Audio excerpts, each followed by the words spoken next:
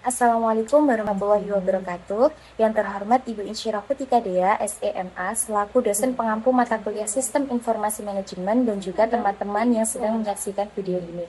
Kami dari kelompok 3 akan mempresentasikan hasil diskusi kelompok kami terkait kuis mata kuliah Sistem Informasi Manajemen. Kami beranggotakan 5 orang. Yang pertama ada Tiara Parsika Fitri Salsabila dengan NIM akhir 149, Alfian Nuzula Rahma dengan NIM akhir 150, Rafika Ayunia dengan NIM akhir 154, Muhammad Firdaus dengan NIM akhir 174, dan juga Kevin Akmal Firmansyah dengan NIM akhir 180. Baik, langsung saja kita masuk ke dalam pembahasan. Baik, terima kasih atas waktunya. Di sini saya akan menjawab soal tentang apakah dibutuhkan implementasi ERP sistem pada NSV dan juga mengapa. Nah, menurut kami itu iya, penerapan sistem ERP sangat diperlukan oleh NSV. Berdasarkan permasalahan yang ada, terlihat bahwa proses bisnis NSV masih belum terintegrasi secara menyeluruh. Nah, mengapa NSV membutuhkan ERP? Itu ada 4 poin. Di sini yang pertama, sistem saat ini masih terpisah-pisah, masih pakai Excel, kuda manual, keuangan pakai software sendiri. Kemudian data sering tidak sinkron dan juga lambat. Kemudian banyak proses yang bisa dipercepat dan diotomisasi dengan ERP. Tadinya bisa lebih efisien dan lebih hemat biaya. Kemudian perusahaan sudah cukup besar dan punya rantai distribusi yang kompleks. Jadi perlu sistem yang bisa menangani lah semuanya dalam satu tempat gitu. Kemudian yang berikutnya yakni apakah menggunakan ERP sistem dapat mengatasi permasalahan di atas. Analisis hal tersebut. Menurut kami itu ya, ERP bisa membantu mengatasi bagian masalah permasalahan NSV. Berikut analisisnya. Yang pertama, pencatatan manual dan tidak terhubung. Nah, solusinya itu bisa ERP menghubungkan semua data dalam satu sistem. Misalnya saat penjualan terjadi, stok di gudang langsung otomatis berkurang dan keuangan langsung mencatat transaksi semua data update secara real time. Jadi lebih cepat, akurat, dan tidak perlu input berkali-kali. Kemudian permasalahan kedua, promosi dan diskon tidak terukur. Nah, di model marketing ERP, setiap promo ataupun diskon bisa dicatat hasilnya. Misal promo A menghasilkan 10.000 penjualan dengan margin 5%. Sementara promo B hanya 3.000 unit tapi margin 10%. Jadi perusahaan bisa menganalisis mana promo yang lebih efektif dan untung. Kemudian yang ketiga, perencanaan produksi buruk. Nah, ini bisa dikasihkan solusi. ERP punya fitur forecasting atau bisa disebut peramalan permintaan yang menganalisis data penjualan masa lalu dan tren. Dengan begitu, produksi bisa disesuaikan dengan permintaan nyata, lebih efisien, dan tidak ada pemborosan. Kemudian ada biaya logistik tinggi dan pelanggan kecewa ataupun customer conversion rate. Nah, ERP bisa mengoptimalkan pengiriman, mana rute tercepat, di mana yang lebih dekat dengan pelanggan, bahkan bisa bantu pilih jasa pengiriman termurah. Akhirnya biaya logistik menurun dan pelanggan lebih puas. Kemudian, apa saja sih tantangan yang akan dihadapi perusahaan jika mengimplementasikan ERP sistem? Bagaimana mengatasinya? Jadi, meski ERP itu bermanfaat, implementasinya juga tidak mudah dan memiliki tantangan-tantangan, terutama bagi perusahaan seperti NSV yang sebelumnya masih pakai cara manual. Yang pertama, biaya awal yang besar. Jadi masalahnya itu biaya yang untuk beli lisensi, pelatihan instalasi, dan migrasi data cukup mahal. Kemudian apalagi jika ERP-nya berskala besar dan dikonfigurasikan sesuai proses NSV. Kemudian ada masalah karyawan sulit beradaptasi. Karyawan sudah terbiasa dengan cara lama, terus kemudian takut salah pakai sistem baru ataupun merasa sistem lama lebih rumit. Kemudian ada masalah kayak migrasi data yang rumit. Nah, data dari sistem lama seperti Excel, kartu stok harus dipindahkan ke sistem ERP baru atau bisa rawan salah ataupun tidak lengkap. Kemudian ada gangguan operasional saat transisi. Nah, selama sistem baru dijalankan ada kemungkinan operasional jadi lambat karena semua sistem itu berjalan. Kemudian ada pemilihan vendor ERP yang salah. Nah, jadi bisa saja vendor ERP tidak paham kebutuhan bisnis NSV, jadi sistemnya tidak bisa cocok dan menyulitkan gitu. Kemudian ada solusinya, misalnya tadi biaya awal yang besar. Jadi ERP itu berbasis cloud ataupun SaaS yang biayanya lebih murah dan bisa dibayar bulanan. Mulai dari modal kecil dulu, misal hanya penjualan dan gudang, lalu tambah modal lain seperti bertahap lah. Kemudian ada karyawan sulit beradaptasi. Nah, bisa dikasih solusi memberikan pelatihan bertahap yang sederhana dan mudah dipahami. Terus libatkan karyawan sejak awal agar mereka bisa ikut memiliki perusahaan ini. Kemudian ada masalah migrasi data yang rumit tadi. Dengan adanya solusi itu bisa dengan menjadikan solusi bentuk tim khusus untuk data cleansing dan migrasi data. Kemudian melakukan pengujian testing pada sebagian data, kemudian baru dimigrasi penuh jika sudah valid. Kemudian ada masalah gangguan operasional saat transisi. Kita memberikan solusi, bisa lakukan implementasi saat aktivitas perusahaan sedang tidak padat, misalnya di musim-musim sepi ataupun libur. Kemudian jalankan sistem baru dan lama secara paralel untuk sementara ataupun 2 run sampai semuanya lancar. Kemudian ada masalah pemilihan vendor ERP yang salah. Nah, itu bisa kasih solusi seperti kita riset dulu vendornya dengan baik, terus minta demo sistem dan studi kasus dari perusahaan lain yang mirip. Kemudian pilih vendor yang fleksibel dan bisa menyesuaikan sistem dengan alur kerja NSV. Kemudian bagaimana alur integrasi antara SCM dan CRM? Dengan ERP, sistem yang diimplementasikan dapat meningkatkan efisiensi dan efektivitas proses bisnis. Nah, di integrasi antara ERP dengan SDM dan CRM itu membuat seluruh proses bisnis NSV dari pengadaan bahan baku hingga pelayanan pelanggan saling terhubung secara real time dan otomatis. Nah, hal ini itu akan mengurangi pemborosan, mempercepat proses, dan meningkatkan kepuasan pelanggan. Pertama, integrasi ERP dengan SDM. Jadi alurnya ERP menerima data permintaan dari penjualan kemudian diteruskan ke sistem SCM. Kemudian SCM dalam ERP memproses rencana pengadaan bahan baku, jadwal produksi, stok barang jadi, terus kemudian distribusi ke 10 distributor center ataupun DC. Kemudian yang terakhir, semua proses data dalam ERP atau bisa kita sebut dengan modul logistik, produksi inventory. Kemudian dampaknya nih buat NSV, yang pertama perencanaan produksi lebih akurat. Karena kan permintaan bisa diproduksi lebih baik jika tidak lagi overproduction ataupun kurang stok. Kemudian distribusi lebih efisien. Jadi sistem ini bisa diatur pengiriman ke DC terdekat, jadi hemat biaya logistik. Kemudian stok lebih terkendali. Karena data real time, NFC bisa menjaga safety stock tetap ideal, jadi tidak membengkak. Kemudian mengurangi pencatatan manual. Kartu stok dan defisit bisa dihapus, jadi lebih cepat dan minim kesalahan.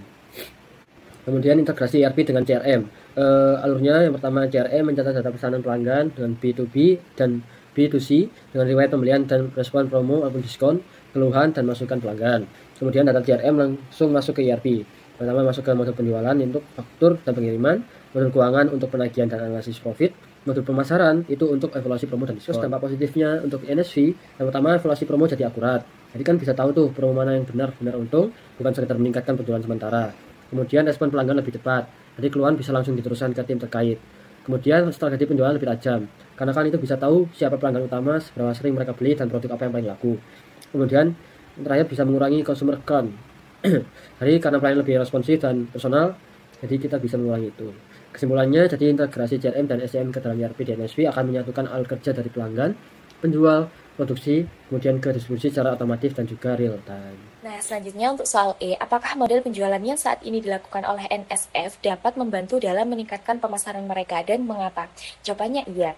Model penjualan yang saat ini dilakukan oleh NSF dapat membantu meningkatkan pemasaran mereka karena model penjualan hybrid memungkinkan jangkauan pasar yang lebih luas, fleksibilitas dalam strategi distribusi, dan kemampuan untuk menjangkau berbagai segmen pelanggan secara offline maupun online.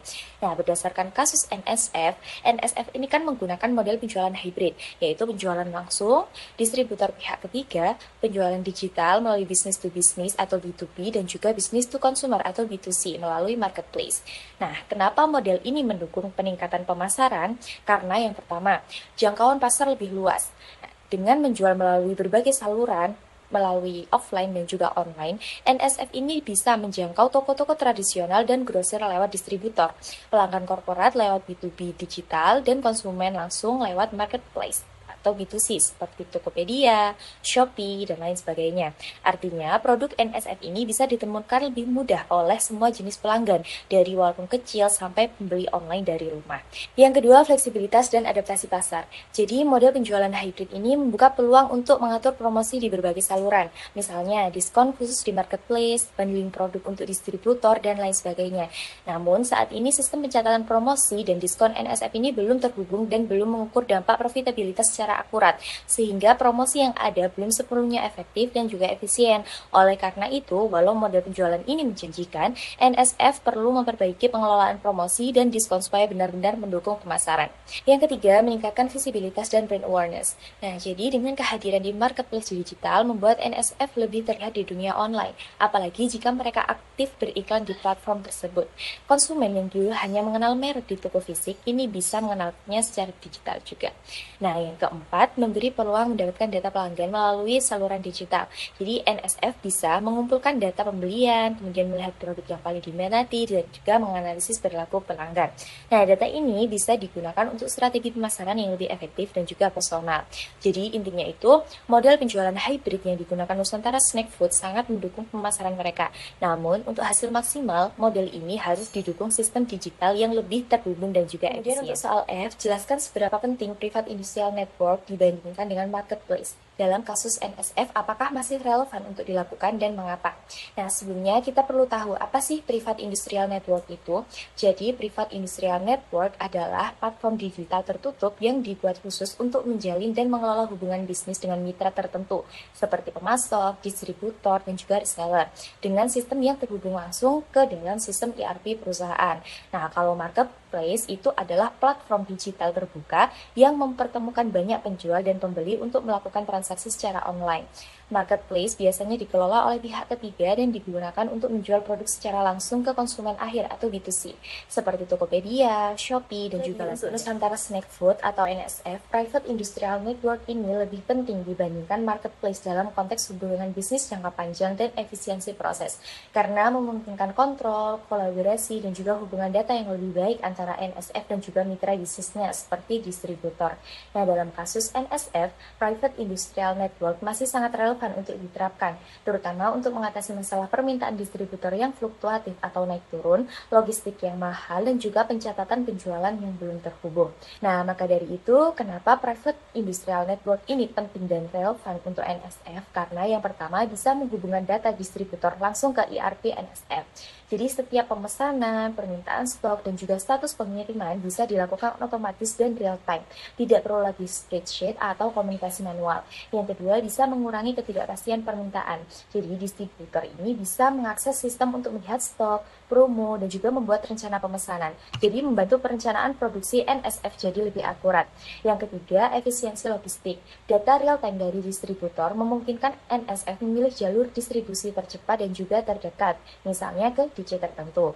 Nah, kemudian yang keempat juga dapat menghemat biaya operasional jangka panjang karena proses B2B jadi digital. NSF bisa menghemat waktu, tenaga, dan juga biaya distribusi. Nah, tetapi apakah marketplace ini tetap penting? Jawabannya iya, marketplace tetap penting. Marketplace ini dibutuhkan untuk menjangkau pelanggan langsung, membangun brand awareness, dan juga mendorong penjualan retail secara luas. Namun untuk kebutuhan skala besar dan juga pengelolaan hubungan jangka panjang dengan distributor atau mitra bisnis, Private Industrial Network ini lebih unggul karena menawarkan efisiensi internal, kontrol penuh, serta terhubung langsung dengan sistem ERP. Terakhir, bagaimana hubungan antara e-commerce dengan SCM dan CRM dapat berguna bagi pengambilan keputusan manajemen NSF.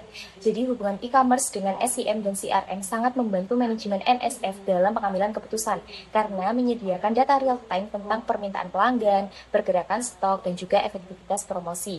Nah, sekarang yang pertama, e-commerce ke CRM dan CRM ke manajemen NSF. Jadi NSF ini menjual produknya secara digital melalui B2C dan juga B2B melalui marketplace dan saluran online lain yang menghasilkan data pelanggan dalam jumlah besar seperti produk favorit, waktu belanja, respon terhadap promo, lokasi pelanggan, dan juga tingkat kepuasan. Nah, CRM atau Customer Relationship Management akan mengelola data ini dan menyajikan informasi penting kepada manajemen. Misalnya, produk mana yang paling laris di e-commerce, kemudian promo mana yang efektif, kemudian juga segmen pelanggan mana yang paling aktif. Nah, kemudian bagaimana dampaknya untuk pengambilan keputusan manajemen NSF? Jadi bisa menentukan jenis produk yang harus diprioritaskan, menyesuaikan strategi promosi berdasarkan perilaku konsumen, dan juga meningkatkan retensi dan juga meningkatkan retensi pelanggan dan menurunkan churn. Kedua yaitu e-commerce ke SCM dan SCM ke manajemen NSF. Jadi transaksi e-commerce ini juga berkaitan langsung dengan rantai pasok atau supply chain management. Karena setiap pesanan harus disiapkan dari gudang atau DC, dikirim ke pelanggan, dan juga dicatat sebagai penjualan dan stok keluar. Nah, jika e-commerce terhubung ke SCM, maka manajemen bisa yang pertama bisa melihat stok barang secara real time, kemudian menyesuaikan produksi berdasarkan tren penjualan online, dan juga menentukan lokasi gudang atau DC yang paling efisien untuk pengiriman. Kemudian bagaimana dengan dampak untuk pengambilan keputusan manajemen NSF? Nah, yaitu bisa menghindari overstock atau kehabisan stok atau stock out. Kemudian menurunkan biaya logistik dengan pengiriman dari DC terdekat dan juga merencanakan produksi lebih tepat sesuai permintaan aktual dari e-commerce. Baik, tanggapan terhadap tayangan jika dikaitkan dengan buku Laudan atau bab Managing Knowledge, di mana tayangan AI Walmart 2025 ini menjadi contoh konkret bagaimana perusahaan besar seperti Walmart menerapkan sistem manajemen pengetahuan sebagaimana dijelaskan dalam buku Manajemen Informasi Sistem oleh Laudan, khususnya pada bab Managing Knowledge. Dalam bab ini, Laudan menekankan bahwa pengetahuan adalah aset tidak berwujud yang sangat penting bagi perusahaan. Pengetahuan tidak hanya harus dikumpulkan, tetapi juga disimpan, disebarkan, dan yang paling penting diterapkan untuk mendukung pengambilan keputusan dan inovasi. Tanggapan yang pertama yaitu knowledge acquisition, di mana Walmart ini telah menunjukkan bagaimana mereka mengakuisisi pengetahuan secara masif melalui berbagai sumber data, termasuk pola belanja pelanggan, tren media sosial, dan interaksi melalui Gen AI. Salah satu contohnya adalah sistem Trend to Product yang mampu memantau tren fashion secara real time dan langsung mengarahkan tim produksi untuk membuat produk baru dalam waktu yang jauh lebih cepat daripada model tradisional.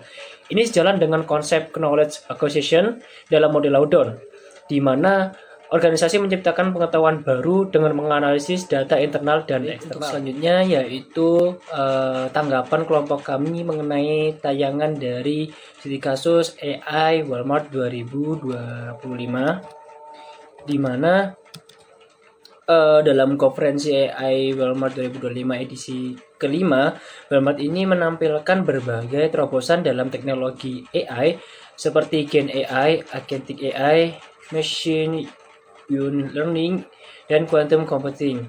Teknologi ini digunakan untuk meningkatkan pengalaman pelanggan dan produktivitas karyawan, baik di toko fisik maupun online.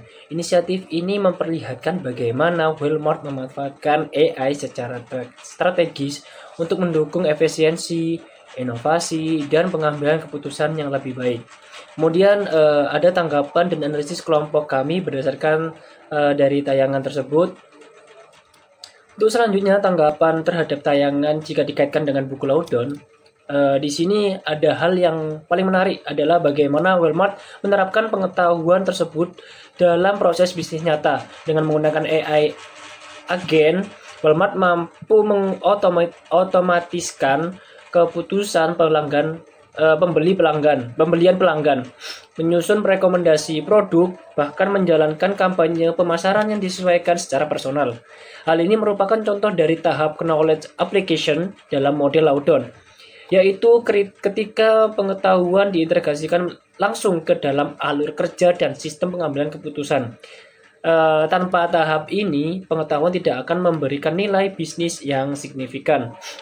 Selanjutnya, dalam tayangan ini juga memperkenalkan konsep machine learning yang memungkinkan sistem AI melupakan data yang tidak lagi relevan atau sensitif, sebuah langkah yang selaras dengan upaya menjaga kualitas dan etika dalam manajemen pengetahuan. Konsep ini mungkin belum secara eksplisit dibahas dalam buku Loudon, tapi menjadi perkembangan lanjutan dari intelligent techniques seperti machine learning dan neural networks yang digunakan untuk mengekstraksi dan memperkaya pengetahuan dari data besar. Selanjutnya, peran manusia dalam proses ini mulai bergeser. Jika sebelumnya pengetahuan hanya berasal dari pekerjaan pengetahuan seperti analisis atau manajer, kini sebagian besar tugas mereka diambil oleh AI. Konsep ini menunjukkan bagaimana knowledge workers, seperti yang dibahas oleh Loudon, mulai berbagi peran dengan agentic AI, yang tidak hanya membantu, tetapi juga mengambil tindakan atas nama pengguna.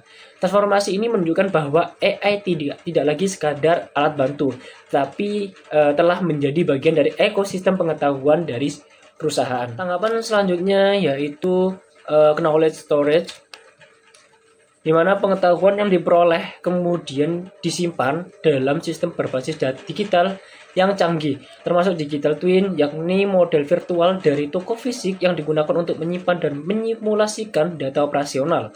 Penyimpanan ini tidak hanya mencakup data terstruktur seperti laporan penjualan, tetapi juga data tidak terstruktur seperti rekaman interaksi pelanggan dan tren visual. Loudon juga menjelaskan bahwa proses ini merupakan bagian dari knowledge storage, yaitu mengarsipkan pengetahuan agar dapat digunakan kembali secara sistematis di seluruh organisasi. Kemudian lebih lanjut, Walmart juga menunjukkan bagaimana pengetahuan disebarkan melalui dashboard yang dirancang khusus untuk setiap level manajemen. Misalnya, manajer toko bisa mengakses data performa produk atau laporan stok yang telah diringkas dan dianalisis oleh AI, sehingga mereka dapat langsung mengambil keputusan. Hal ini mencerminkan proses knowledge dissemination menurut Loudon, yaitu bagaimana pengetahuan dibagikan melalui portal internal, sistem kolaboratif, dan tools berbasis AI agar mudah diakses oleh semua pihak yang membutuhkan. Untuk selanjutnya yaitu menurut Anda apakah implementasi AI tersebut sudah tepat digunakan oleh Walmart? Mengapa? Baik, dari diskus kelompok kami, menurut kelompok kami Walmart ini sudah menampilkan pendekatan implementasi AI yang sangat terstruktur dan kontekstual. AI digunakan bukan sekedar untuk otomatisasi, tetapi untuk menciptakan nilai nyata dalam rantai nilai ke perusahaan. Misalnya, dalam sesi presentasi teknis, AI digunakan untuk menentukan estimate time of arrival bagi pengemudi logistik secara dinamis. Jadi berdasarkan data lalu lintas, cuaca, dan permintaan real time. Hal ini mencerminkan adopsi AI yang tidak hanya inovatif, tetapi juga relevan dengan permasalahan nyata di lapangan. Strategi ini sangat tepat karena Walmart ini beroperasi dalam skala masif, dan setiap penghematan waktu atau efisiensi pengiriman akan berdampak langsung terhadap margin keuntungan dan pengalaman pelanggan. Selain itu, dengan mengintegrasikan semantic caching ke dalam sistem pencarian dan interaksi AI seperti LLM atau Large Language Models, Walmart ini berhasil mempercepat waktu respons yang sangat penting dalam konteks e-commerce dan layanan pelanggan digital. Strategi ini tepat karena AI tidak dijadikan tujuan akhir, tetapi sebagai sarana untuk mendukung keunggulan kompetitif, efisiensi, dan hubungan pelanggan. Baik, pertanyaan selanjutnya yaitu analisa dan jelaskan pengembangan AI tersebut. Apakah akan berhubungan dengan efisiensi proses bisnis? Bagaimana hubungannya dengan konsep SCM dan CRM? Baik, jadi pengembangan AI itu sangat erat kaitannya dengan efisiensi proses bisnis di Walmart. Dengan AI, banyak pekerjaan atau tugas yang sebelumnya dilakukan secara manual dan memakan waktu yang sedikit lebih lama, maka sekarang bisa dijalankan dengan lebih cepat, akurat, dan otomatis. Misalnya, AI dapat membantu memprediksi permintaan produk sehingga stok barang bisa dikelola dengan lebih tepat dan juga akhirnya bisa mengurangi kelebihan atau kekurangan persediaan. Nah, kemudian dalam aspek SCM atau Supply Chain Management, Walmart menggunakan AI untuk memprediksi permintaan, mengoptimalkan pengisian ulang stok, serta memperkirakan waktu pengiriman secara akurat. Hal ini menunjukkan transformasi dari SCM tradisional ke Intelligent Supply Chains yang responsif terhadap dinamika pasar dan gangguan eksternal. Teknologi AI seperti Dynamic Routing dan analitik waktu nyata memungkinkan Walmart untuk menghindari keterlambatan pengiriman dan meminimalkan biaya operasional. Kemudian dalam aspek Customer Relationship Management atau CRM atau manajemen hubungan pelanggan, Walmart mengandalkan berbagai teknologi kecerdasan buatan untuk meningkatkan personalisasi dan efisiensi layanan. Melalui Large Language Model atau LLM, Wallaby yakni model bahasa berskala besar yang mampu memahami dan menghasilkan bahasa alami serta sistem rekomendasi berbasis machine learning, Walmart dapat menganalisis data transaksi serta perilaku pelanggan untuk menghasilkan rekomendasi produk yang disesuaikan secara individual. Nah, teknologi ini menggunakan pendekatan kolaboratif filtering atau pemfilteran kolaboratif, yaitu sebuah rekomendasi berdasarkan kesamaan preferensi antar pengguna dan content-based filtering atau pemfilteran berbasis konten yang menyarankan produk berdasarkan karakteristik produk yang pernah disukai oleh pengguna. Selain itu, Walmart juga memanfaatkan knowledge graph embeddings, yaitu teknik representasi relasi antar entitas dalam bentuk vektor untuk memetakan hubungan antar produk dan pola pembelian. Hal ini memudahkan sistem dalam menawarkan bundling atau promosi yang lebih terarah. Nah, dalam penerapan prediktif CRM atau CRM prediktif, Walmart itu menggunakan algoritma predictive analytics dan machine learning untuk mengantisipasi kebutuhan pelanggan bahkan sebelum mereka menyadarinya. Nah, berdasarkan analisis data historis dan tren pasar. Dalam sisi pelayanan, Walmart juga menerapkan chatbot dan asisten virtual yang berbasis AI yang kemungkinan dikembangkan dengan Wallaby yang memungkinkan pelanggan untuk mengakses informasi, melakukan pemesanan, atau menyelesaikan masalah tanpa keterlibatan langsung staf manusia.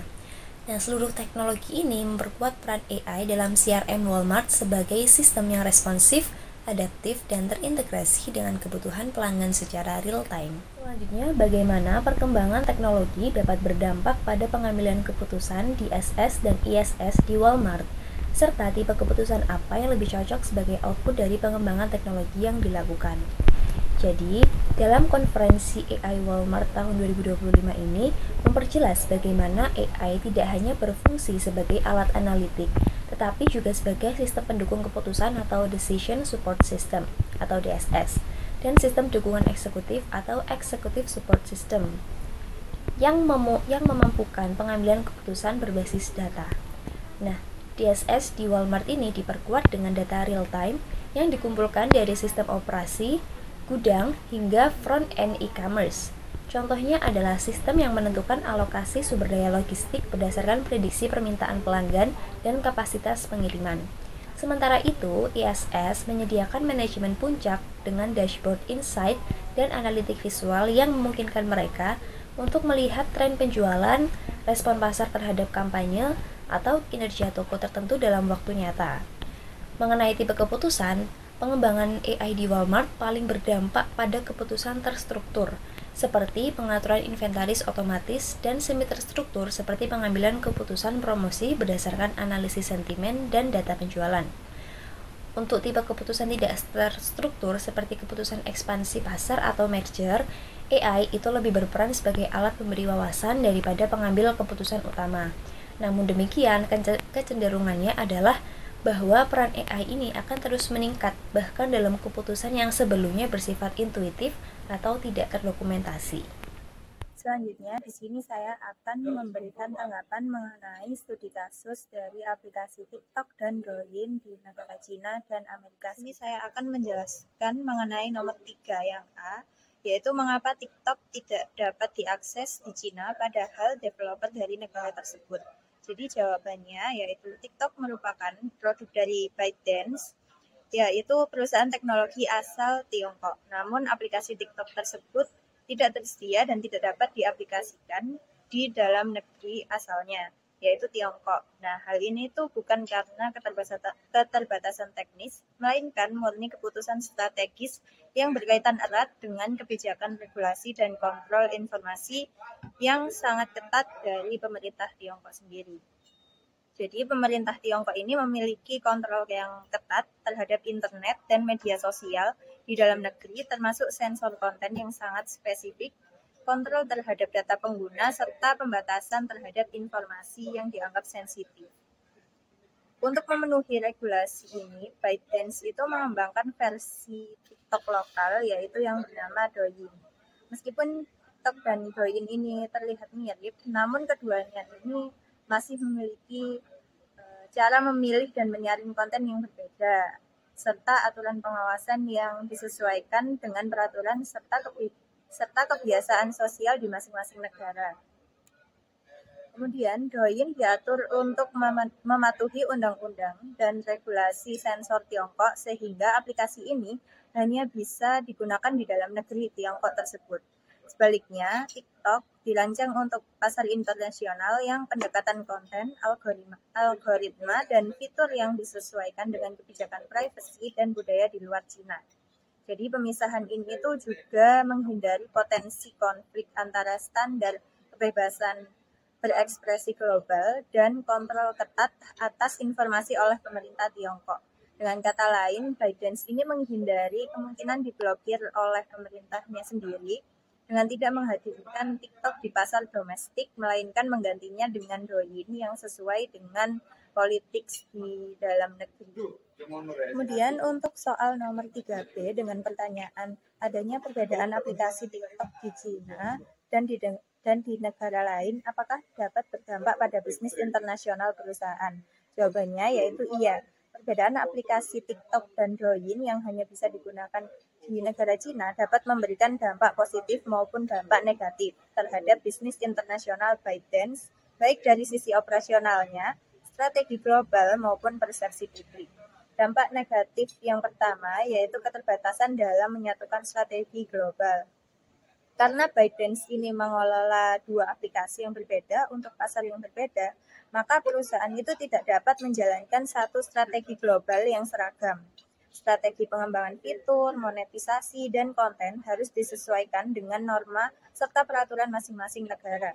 Ini menambah beban biaya dan sumber daya karena perusahaan itu harus mengembangkan dan memelihara dua ekosistem teknologi yang berbeda. Kemudian untuk dampak yang kedua yaitu kendala persepsi merek dan kepercayaan publik. Jadi perbedaan sistem dari cara kerja antara TikTok dan Douyin bisa menimbulkan persepsi negatif dari masyarakat serta pemerintah luar negeri. Apalagi TikTok justru tidak tersedia di Cina, di negara asal perusahaannya. Nah, hal ini tuh dapat memperkuat kecurigaan terkait isu keamanan data dan menjadi hambatan dalam upaya ekspansi global TikTok, terutama di negara seperti Amerika Serikat. Untuk dampak negatif yang ketiga yaitu tantangan dalam menyatukan fitur belanja antar negara. Jadi Douyin di Cina itu sudah unggul dalam belanja online, yaitu pengguna bisa beli langsung dari video dan membayarnya lewat aplikasi Alipay atau WeChat Pay. Sementara itu, TikTok di luar Cina itu masih terkendala aturan tiap negara dan sistem pembayarannya itu berbeda-beda. Nah, karena itu, TikTok versi global belum bisa menghasilkan pendapatan sebanyak Douyin dari sisi e-commerce dan agak sulit jika ingin meniru suksesnya Douyin di negara lain. Kemudian untuk dampak positifnya sendiri yaitu segmentasi pasar yang tajam. Jadi pemisahan ini itu memungkinkan pendekatan yang lebih terfokus. Misalnya Douyin lebih condong ke integrasi e-commerce domestik seperti Taobao dan JD.com. Sementara TikTok ini lebih diarahkan untuk iklan, konten hiburan viral, dan memonetasi melalui kreator secara global. Selanjutnya untuk nomor 3C dengan pertanyaan apa yang harus manajemen dan organisasi pertimbangkan jika ingin mengembangkan e-commerce di market Cina, mengingat TikTok merupakan salah satu platform sosial media yang juga digunakan untuk e-commerce, bahkan telah bekerja sama dengan marketplace untuk memudahkan pembeli yang merupakan pengguna TikTok. Jadi jawabannya, jika manajemen dan organisasi ini ingin mengembangkan e-commerce di Douyin, mereka perlu mempertimbangkan sejumlah aspek strategis dan operasionalnya. Douyin telah berkembang menjadi kekuatan utama dalam e-commerce sosial di negara Cina dengan integrasi konten dan perdagangan yang mendalam. Nah, berikut adalah pertimbangan utama yang perlu diperhatikan oleh manajemen dan organisasi. Yang pertama yaitu menerapkan model core, yaitu strategi untuk operasional Douyin. Jadi Douyin ini bisa menerapkan metodologi operasi core yaitu cost versus quality atau biaya versus kualitas dengan menyeimbangkan harga yang kompetitif dengan persepsi nilai produk. Konsumen Douyin itu sangat menghargai variasi, eksklusivitas, dan struktur harga yang berjenjang. Kemudian omni konten, yaitu mengubah konten menjadi transaksi melalui video pendek, siaran langsung, serta kolaborasi dengan influencer. Kemudian yang ketiga yaitu dengan menggunakan metode reach atau jangkauan. Dengan cara memperluas jejak digital melalui strategi pemasaran yang menyatu dengan ekosistem digital Douyin. Kemudian untuk yang keempat yaitu experience atau pengalaman. Dengan menyediakan pengalaman pasca pembelian yang efisien, termasuk pengiriman yang cepat dan layanan pelanggan yang responsif, dapat meningkatkan loyalitas pelanggan serta visibilitas merek. Kemudian untuk strategi yang kedua yaitu melakukan restrukturisasi operasional untuk mendukung pedagang. Jadi di Douyin ini bisa melakukan restrukturisasi internal untuk meningkatkan kolaborasi antara berbagai tingkat pedagang. Operasi e-commerce yang sebelumnya itu terbagi antara grup A, yaitu pedagang bermerek, dan grup B, yaitu pedagang kecil dan menengah, sehingga harus dikonsolidasikan di bawah manajemen terpadu agar bertujuan untuk meningkatkan dukungan dan efisien operasional bagi semua pedagang di dalam platform tersebut. Kemudian yang ketiga yaitu memanfaatkan influencer lokal dan siaran langsung. Jadi kolaborasi dengan influencer dan penggunaan siaran langsung merupakan strategi efektif yang bisa dilakukan di aplikasi Douyin. Nah, mereka ini dapat bekerja sama dengan KOL yaitu Key Opinion Leaders untuk mempromosikan produk serta barang mereka melalui berbagai format termasuk video pendek dan siaran langsung yang dapat meningkatkan kepercayaan konsumen dan konversi penjualan. Kemudian yaitu yang keempat menerapkan adaptasi perbedaan platform dan regulasi. Jadi Douyin ini merupakan aplikasi tersendiri yang beroperasi sesuai aturan pemerintah Tiongkok. Nah, manajemen ini harus memahami sistem sensor, perlindungan data, dan regulasi lokal yang jauh lebih ketat dibandingkan dengan platform internasional yaitu. Baik, itu saja yang dapat kelompok kami sampaikan. Kurang lebihnya mohon maaf. Terima kasih. Wassalamualaikum warahmatullahi wabarakatuh.